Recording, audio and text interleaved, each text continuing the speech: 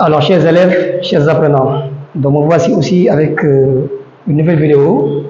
Et cette fois-ci, nous allons aller sur la partie géométrique, où aussi j'ai choisi un chapitre important dans le programme 3e. Et de par expérience, on a constaté que c'est aussi un chapitre qui vient pratiquement à toutes les épreuves au BFM. Donc, je vais parler du repérage dans le plan, qui est constitué de deux parties, vous le savez. Donc, je vais aborder la première partie, et la deuxième partie va concerner les équations de droite. Alors, quand on parle de repérage, c'est un plan. C'est quel plan? C'est un plan qui est formé par trois points. Le point O, le point I et le point J. Ce sont trois points non alignés.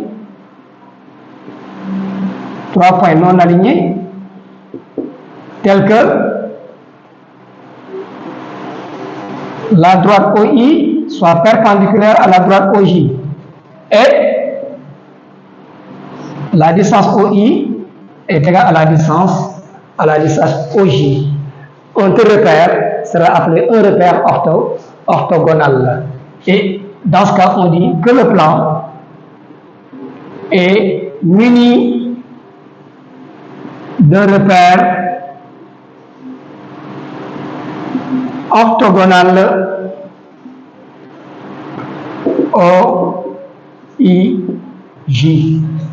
D'accord? Donc c'est ça qu'on appelle le repère. Donc de par la représentation, on a le repère qui est comme ça, avec les deux axes. L'origine du repère, c'est le point O. On a le point I, on a le point J. Alors, là, c'est l'axe des abscisses, des X, et ça, nous avons l'axe des ordonnées. Et dans le plan de repère, tout point M du plan est repéré par son abscisse X et par son ordonnée Y. Et on note M de coordonnées X, Y, ou bien M de coordonnées X, Y, ou bien on prend un vecteur est égal à X OI plus Y OJ, tel que X et Y sont les coordonnées du point dans le plan de repère orthogonal. Donc ça, c'est la présentation de repère orthogonal. D'accord? Donc, dans le repère, on doit être capable de placer un point connaissant ses coordonnées. D'accord? Maintenant, on va continuer sur maintenant les coordonnées d'un vecteur dans le plan de repère orthogonal. Alors, nous allons maintenant passer sur le calcul des coordonnées d'un vecteur.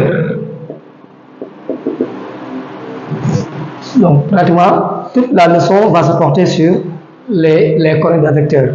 Donc, ça aussi, chers élèves, ce sont des propriétés qu'il faut bien comprendre. D'accord. Alors, dans le plan muni de repère OIJ, dans le plan muni d'un repère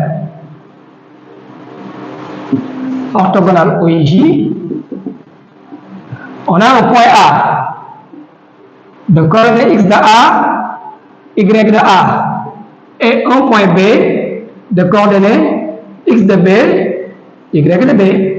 Alors, on a les coordonnées du vecteur AB sont calculées ainsi.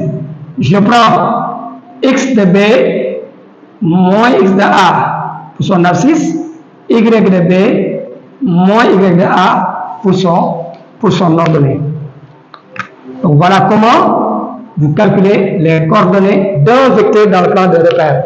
Donc si vous avez le vecteur AB, nous avons X de B moins X de A, donc dernier point moins premier point pour les abscisses, dernier point moins premier point pour les ordonnées.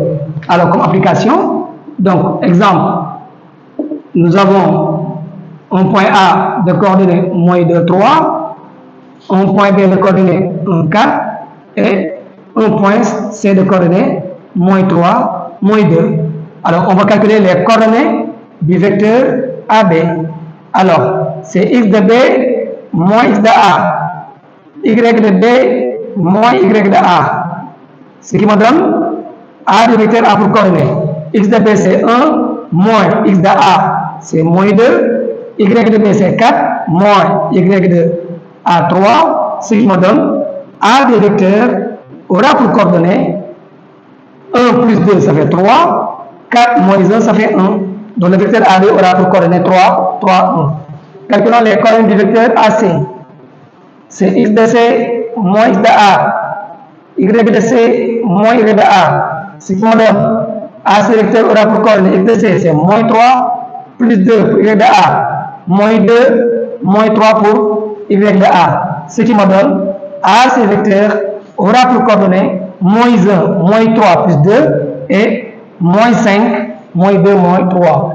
Et le dernier vecteur qu'on va calculer, les coordonnées du vecteur BC, ce qui vont donner x de C moins x de B, la formule ne change pas, y de C moins y de B. Ce qui me donne BC vecteur aura pour coordonnées x de C moins 3 moins x de B moins 1 moins 2 moins 4. Je fais que vous me suivez. Alors on trouve moins 4 moins 6. Donc voilà comment on calcule les coordonnées d'un vecteur dans le plan de repère orthogonal. Et au besoin, dans les exercices, à chaque fois que vous aurez besoin des coordonnées d'un vecteur, il faudra le calculer de cette façon. D'accord? Maintenant, on va aller sur les propriétés.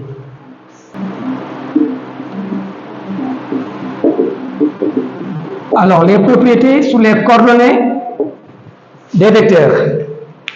Alors, première propriété, c'est par rapport lorsque des vecteurs sont dits égaux. Alors, dans le plan de repère, on va considérer un vecteur U qui peut aussi être représenté comme le vecteur AB, comme le vecteur BC. Le vecteur U a pour coordonnées X et Y. Ce vecteur est égal à un vecteur V qui a pour coordonnées X', Y'. U vecteur de coordonnées X, Y est égal à V vecteur de coordonnées X', Y si la propriété nous dit si ces deux vecteurs ils ont même abscisse, à savoir X égale X', si ces deux vecteurs ils sont même ordonnés, à savoir Y est égal à Y'. Ensuite, on parle des vecteurs opposés. Toujours, dans le cas des vecteurs opposés, même chose chez les élèves. Le point U, le vecteur U de coordonnées X, Y est égal à moins des vecteurs qui sont opposés de coordonnées X', Y'. La propriété dit si l'abscisse de U est l'opposé de l'abscisse de V. L'ordre de U vecteur est aussi l'opposé de l'ordre de V vecteur. D'accord? Troisième propriété, c'est le produit d'un vecteur par un réel K. Chers élèves, si vous avez un vecteur U de coordonnées X, Y et K, un réel, on a K U vecteur aura pour coordonnées Kx et Ky. Donc vous prenez les coordonnées du vecteur U, X, Y, l'abscisse vous le multipliez par K, l'ordonnée vous le multipliez par K. Par exemple, le vecteur U a pour coordonnées moins 2, 5. Alors, le vecteur 3U vecteur aura pour coordonnées 3 fois moins 2, moins 6, et 3 fois 5, ça fait 15. D'accord? Propriété suivante, somme de deux vecteurs. Alors, si nous avons un vecteur U de coordonnées X, Y et un vecteur V de coordonnées X', Y', chers apprenants, le vecteur somme U plus V aura pour coordonnées X plus X', Y plus Y'. plus y'. On fait la somme des abscisses et la somme des ordonnées pour obtenir les coordonnées du vecteur somme. Donc voilà quelques propriétés qu'il faut aussi utiliser dans les exercices par rapport à ce chapitre. Maintenant, nous allons passer à la dernière partie, ou bien à l'avant-dernière partie, qui consiste à voir quand est-ce que les vecteurs sont collinéaires et quand est-ce que les vecteurs sont orthogonaux. D'accord? Alors, vecteur collinéaire et vecteurs orthogonaux. Chers élèves, j'ai toujours utilisé mes deux vecteurs U de coordonnées x, y et V de coordonnées x', y'. Deux vecteurs dans le plan du repère. Alors, dans le cas où nous avons U vecteur collinéaire à V vecteur.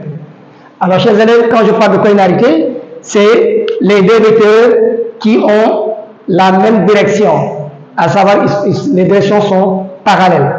D'accord? Des droites parallèles, ou bien on va aussi utiliser la collinéarité dans le cas de l'alignement des points. D'accord? Alors, que dit la propriété? La propriété dit le vecteur U de coordonnées x, y est collinéaire au vecteur V de coordonnées x', y', si ceci est vérifié, si l'abscisse de U multiplié par l'ordonnée de V, c'est-à-dire que x, y' est égal à l'ordonnée, l'abscisse de V multiplié par l'ordonnée de U. Donc, les deux vecteurs sont collinéaires si x, y' est égal à x', y. D'accord? On peut aussi, ou bien x, y' moins x', y est égal à 0. C'est la même chose. Maintenant, dans le cas où les vecteurs U et V sont orthogonaux, on a U vecteur orthogonal à V vecteur. La propriété nous dit le vecteur U de coordonnées x, y est orthogonal au vecteur V de coordonnées x', y', si, voilà ce que dit la propriété, si le produit des abscisses x', plus le produit des ordonnées y', est égal à 0. Chers élèves, ces deux propriétés, il faut bien les retenir. Parce qu'avec ces deux propriétés, vous allez pouvoir donner ce qu'on appelle des équations de droite par rapport à la position des deux droites dans le plan de repère. Donc, voilà ce que je voulais vous rappeler par rapport à cette partie-là. Maintenant, la dernière partie que nous allons voir, c'est la distance de deux points dans le plan de repère. Distance, comment on calcule la distance de deux points dans le plan de repère. Alors, nous allons considérer un point A de coordonnées x de A, y de A, et un point B de coordonnées x de B, y de B. Alors, la distance AB, la distance entre les points A et B, est calculée par, vous prenez l'abscisse du point B moins l'abscisse du point A, ça ce n'est rien d'autre que l'abscisse du vecteur, plus l'ordonnée de B moins ordonnée de A, et chaque coordonnée vous le levez au carré, et vous prenez la racine carrée de ce que vous avez trouvé. Donc, ça c'est une formule, chers élèves, qu'il faut apprendre. La distance entre le point A et le point B, sachant que A a pour abscisse, A pour coordonnée x de A, y de A, B a pour coordonnée x de B, y de B, la distance AB est obtenue par la formule la grande racine de x de B moins x de A. Chers élèves, ça c'est l'abscisse du vecteur au carré plus l'ordre du vecteur au carré.